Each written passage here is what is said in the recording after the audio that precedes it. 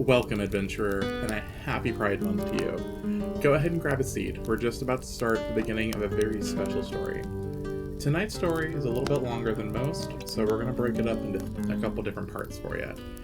Tonight is part one, but keep an ear out. We'll get part two out to you as soon as we can. So go ahead and grab a seat, get settled in, and we'll go ahead and get started.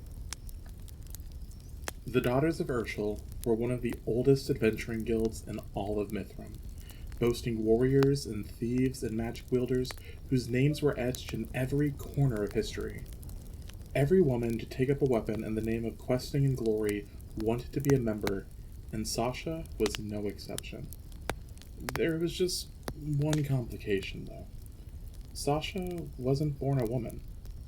She'd been born a satyr, and like all satyrs of Mithram, that meant she was born as a boy. She'd known early on, though, that that wasn't who she was meant to be.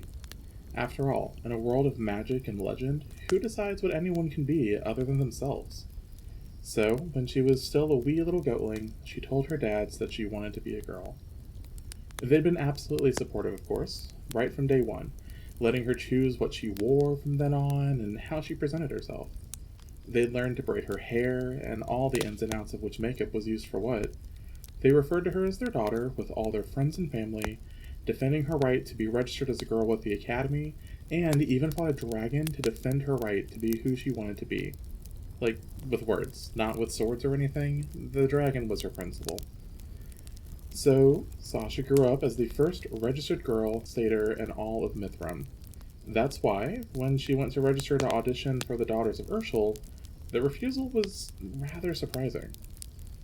Adjusting the bow on her back, Sasha looked up at the Goliath barring her way. Well, why not? The towering woman was nearly double her height, a collection of metal studs in her skin seeming to glimmer in the afternoon sun as she glared down at Sasha. Told you, woman only. I am a woman, Sasha hissed and shook her head, so let me in. When she tried to go around the Goliath, she suddenly found herself plucked up by the back of her jacket. Hey, put me down! The Goliath set her back down, facing the exit. Go, little satyr. Not until you let me audition. Your flyer said you needed skilled rangers, and I graduated top of my class. Sasha spun and stomped her hoof in defiance. I'm not leaving until I get to audition. The Goliath smirked down at her in amusement. Rules are rules. Satyrs are men, you're a satyr. No men allowed, so go. I am a woman, and I deserve the chance to join the Daughters of Urshel. Now, let me in. Sasha narrowed her eyes and stood her ground. Stubborn little mule, aren't you? The towering woman laughed and said, Look, I don't make the rules. Nature is what it is. You can say what you want, but those horns and them scrawny goat legs tell me exactly what you are.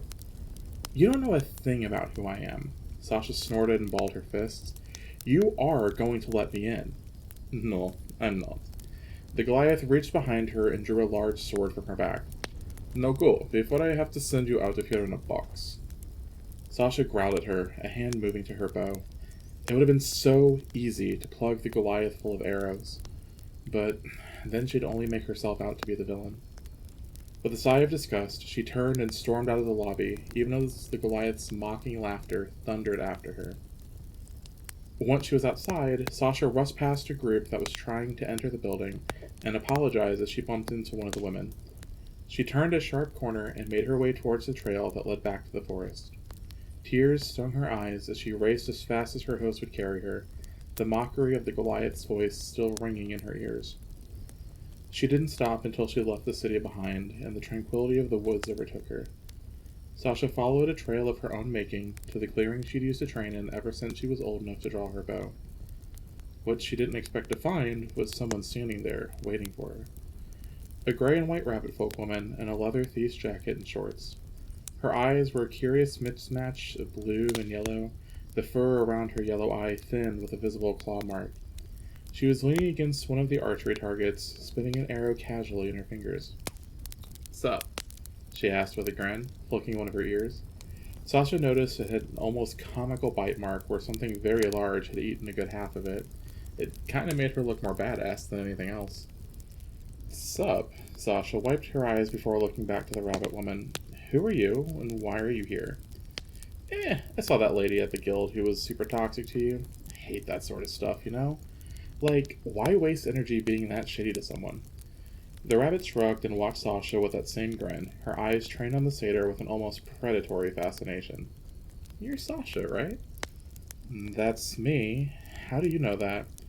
Sasha laid a hand on the pommel of her sickle as she tried to figure out some insight about this woman. Despite the look, there was something relaxed about the way the rabbit folk woman was standing that quelled any immediate fear in her. Granted, the myriad of daggers on the woman's belt was more than enough to keep her at least a little defensive. Rumor had it that a female satyr graduated top of her class in the ranger course last year. The words female and satyr don't typically go together in the same sentence, so when they do, it catches my interest. The rabbit woman thunked the arrow into the target with a hum. Trying to join the Daughters of Urshel, though? That's gutsy. They reject almost everyone that tries to join them. You sure you want to go through that? Sasha snorted. Of course I do. I'm not afraid of failing. Heck, I wouldn't even be upset if they'd at least let me try out, you know? The fact that they wouldn't even let me try, though, I get you. The rabbit woman hummed and chewed her lip for a moment. So what now? You gonna give up and cry about it? What? No. Sasha glared at the woman. I just need to find a way to get into those auditions. The rabbit laughed at that. Nah, girl, you gotta do something worth them noticing. They've already decided you're not woman enough for them, so you need to show them that they're wrong. Well, how am I supposed to do that? You ever hear of the Tomb of Urshel? The rabbit's grin turned into a devilish smirk. Sasha nodded slowly. Yeah, it's like this huge lost secret, right? And that's what they claim, but it isn't lost. The Daughters' elite council knows exactly where it's at. They keep different relics and such stashed there that are super important to Urshel, including the Chalice of Anointment. It's this golden cup thingy that they use to induct new members to the Daughters. Okay, so what about it? Sasha flicked her ear with a huff. The rabbit folk hummed. I bet if you stole it and brought it to them, you'd prove your worth. After all, the chalice is one of their most sacred relics, and, I'll have you know, has the niftiest curse on it.